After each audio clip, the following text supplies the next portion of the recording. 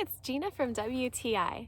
I have found the perfect slouch beanie cap from Jaxmonoy. The Cashmere Wool blend is so soft and luxurious. It feels amazing on my skin and helps keep my head really warm, but not to the point where it's getting sweaty and overheated.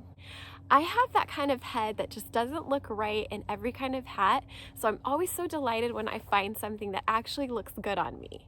I got the color brown. I really loved wearing it when I go shopping, when I go on walks, even just if I'm at home hanging out. It's just a cute hat to be wearing all the time. It's also well made. I can tell that the seams are well put together, and I love that it has a double cuff.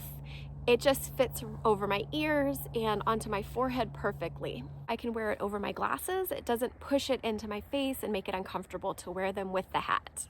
I really love this hat. It's definitely become a staple in my wardrobe.